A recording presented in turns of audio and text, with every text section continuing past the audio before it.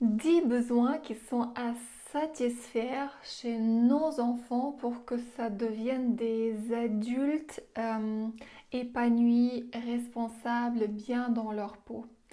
En préparant cette vidéo et en regardant après ces 10 points, je me suis dit, mais nous les adultes, on continue à avoir besoin de tout ça. Donc, je vous invite de regarder cette vidéo avec deux regards de parents et d'un adulte qui peut offrir ça à un autre adulte, votre conjoint.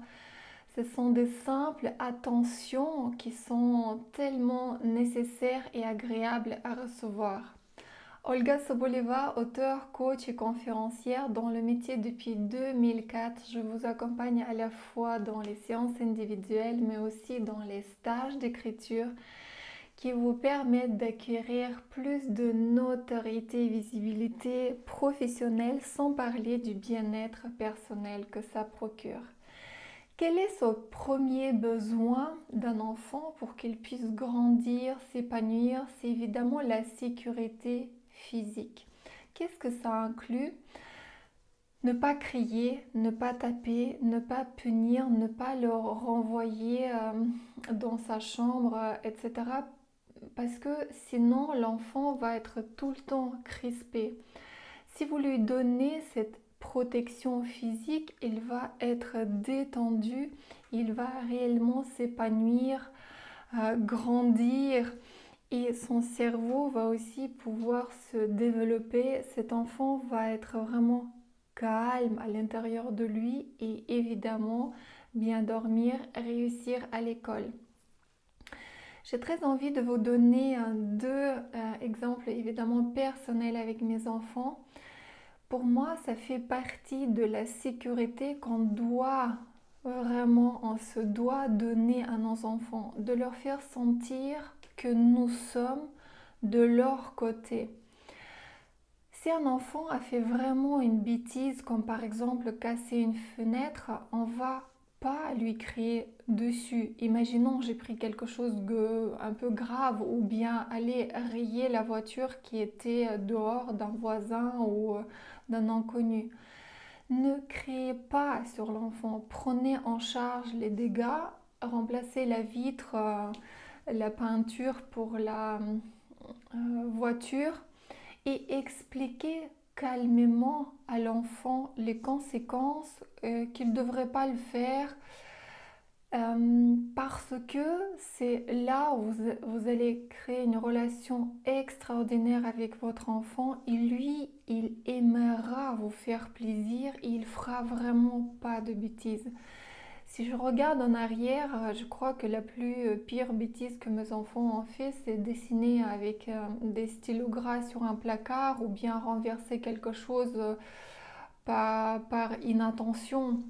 Donc vraiment, si vous construisez une belle relation avec vos enfants, vous n'allez pas rencontrer de problème, je vous garantis. Et donc l'exemple personnel que je voulais vous donner, c'est donc de mon fils qui allait au tennis et à un moment donné, son instructeur voulait se plaindre et dire que Raphaël n'a pas bien travaillé pendant ce cours. Et donc, il attendait que je le reprenne, que je le réprimande. Mais pour moi, c'était pas juste. Et je lui dis que je ferais pas ça. Et que si lui n'était pas capable, autant qu'instructeur, d'animer un cours avec un enfant qui aime le tennis, pour lequel je paye, ça veut dire que mon fils ne viendra plus. Et l'instructeur ne comprenait pas, il a répété plusieurs fois sa demande et moi j'ai répété la même chose plusieurs fois. Et j'ai eu aussi la chance de lire beaucoup de livres en Allemagne qui étaient aussi traduits aux États-Unis par rapport à comment donner en fait beaucoup de confiance et d'estime à nos enfants et pas les engueuler à tout bout de champ et du coup détruire leur personnalité, leur confiance en eux et avoir des enfants qui vont aussi être timides mais aussi malades, mal dans leur peau, etc. Et un autre exemple, c'est la maîtresse, donc mon enfant qui a vraiment même pleuré le soir parce qu'il était puni pour une bêtise improbable d'avoir joué avec un bâton dans la grande récré. Un tout petit bâton comme ça, il était juste en train de creuser un petit trou où il voulait cacher son caillou. Donc pour vous dire, et elle voulait non seulement qu'il écrive plein de lignes, mais aussi en arrivant à l'école qu'il lise ça debout devant la classe, ce qui pour lui était vraiment une humiliation. Donc je suis venue le matin et la maîtresse en me voyant savait exactement pourquoi je venais et j'ai obtenu le fait qu'elle enlève cette punition. Et c'est là où votre enfant sent qu'il y a vraiment quelqu'un derrière lui. Et physiquement, il va s'épanouir d'une manière harmonieuse. Ça ne veut pas dire qu'on va aller couvrir des bêtises graves, mais ça va jamais arriver jusque là. Comme je vous ai dit, je garantis si votre enfant est équilibré. En deux, on devait savoir écouter nos enfants inconditionnellement sans projeter nos idées. Et sachez que 99% de la population de personnes ne savent pas écouter. Même les professionnels qui sont les psychologues, les psychiatres, les thérapeutes ne savent pas écouter. Allez trouver une personne qui sait vous écouter, ça vaut de l'or. Donc devenez ce parent ou cet adulte aussi qui sait écouter.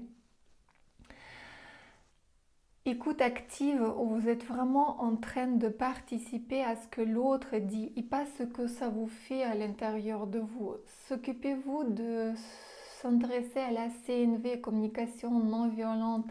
Lisez un bouquin que je vous mettrai en lien en bas de cette vidéo. Il y a aussi une communication transformative dont vous pouvez faire 3 jours de stage qui complètement transforme votre écoute, mais aussi votre vision de ce que c'est l'écoute. Vous allez à ce moment-là me donner raison et vous rendre compte que vous ne savez pas du tout écouter. Et combien nos enfants ont besoin de ça, c'est vital, c'est vraiment... sinon, ils ont l'impression d'étouffer, ils arrêtent de parler, ils deviennent ces ados qui disent oui, non, oui, peut-être. C'est parce que on les a coupés dans leur élan de nous partager qui ils sont, ce qu'ils vivent et cultiver cette confiance, cette proximité et d'avoir une relation vraiment proche et complice avec vos enfants. C'est hyper important. Et parfois, il suffit juste de les écouter 10 minutes ou un peu plus et s'intéresser réellement tout en posant notre téléphone, en arrêtant l'Instagram, Facebook et compagnie. En 3, évidemment, ce sont des soins de leur santé. Ça va aller de laver leur linge, les draps, nettoyer leur chambre et c'est à vous de le faire et pas à eux de forcer le faire parce que vous devez leur apprendre à le faire ou bien le faire dans bonnes conditions avec musique, sourire, etc. Et jamais les engueuler, punir. Et si vous n'avez pas envie de nettoyer tout ça et de ranger, prenez une femme de ménage ou bien laissez-leur leur espace tel qu'ils veulent qu'il soit. Tout, tout évidemment en leur donnant un petit peu un axe. Comment on range un placard? Comment on tient de l'ordre à l'entrée parce qu'il y a une boîte pour ranger les chaussures? Donc c'est vraiment de votre responsabilité entièrement et ça va jusqu'au les amener évidemment régulièrement au médecin, mais aussi peut-être ostéopathe ou leur offrir un massage ou bien les amener vers un psychologue lorsqu'ils sont un peu plus grands pour qu'ils aient aussi un espace santé psychique et qu'ils apprennent à communiquer, se confier aux autres, surtout si ça ne marche pas à la maison, surtout s'ils n'ont peut-être pas des amis, tout en sachant qu'aujourd'hui, se confier à des amis, c'est de plus en plus délicat. En 4, ce sont les cadeaux. Et pas simplement les cadeaux comme, je ne sais pas moi, les chaussures ou une table qu'il a de toute façon besoin et que vous devez lui acheter, ni le vélo. Pour moi, le vélo n'était pas vraiment un cadeau. Je lui ai racheté des vélos parce que moi, j'avais envie qu'on fasse du vélo. Pour moi, le cadeau, c'était vraiment quelque chose un peu inutile, un truc de plus. À leur âge aujourd'hui, au lieu d'un clavier peut-être à 12 euros, avoir un qui coûte 60 euros, qui brille et qui a une forme particulière, ça c'est un vrai cadeau.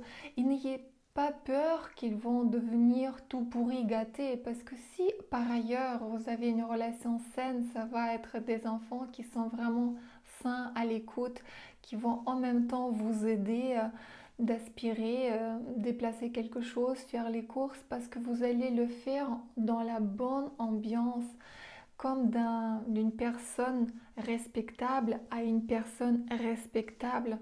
Ne mettez jamais un enfant plus bas que terre, entre guillemets, à lui donner des ordres. Communiquez avec lui avec cette idée d'un management participatif, et c'est là où vous allez vraiment avoir du succès. Je pense l'avoir vraiment très bien appliqué avec mes deux grands fils.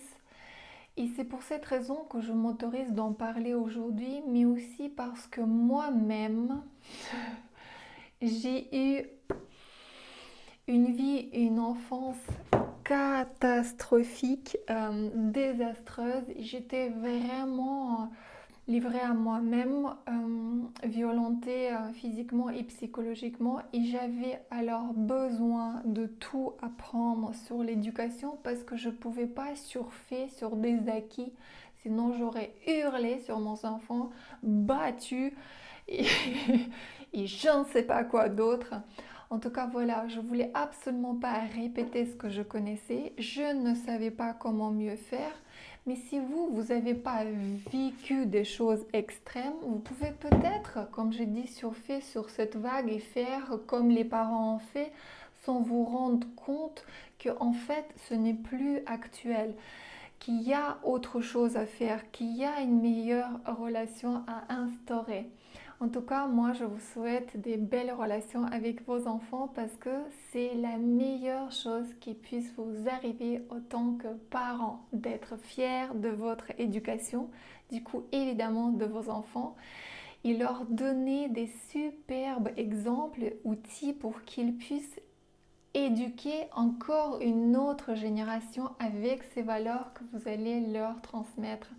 Si c'est pas génial, ça. Et en 5, c'est bien de passer du temps ensemble. Ce que moi aussi j'ai jamais connu et des générations avant, c'était pas comme ça. Ça peut être les activités comme cuisiner, ranger, sortir en vélo, ça peut être partir en vadrouille, balade, bref, faire des choses ensemble. Ça peut être aussi jusqu'à très très tard en âge, donc où ils sont déjà grands, faire de la lecture, parce que même entre adultes, c'est chouette de se lire des livres. Vous trouverez dans la prochaine vidéo les 5 autres besoins, et moi je vous dis à très vite. Likez cette vidéo, partagez-la. Moi je vous attends soit dans des séances individuelles, soit dans mon stage d'écriture pour votre notoriété et visibilité professionnelle ou bien le bien-être personnel. À très vite.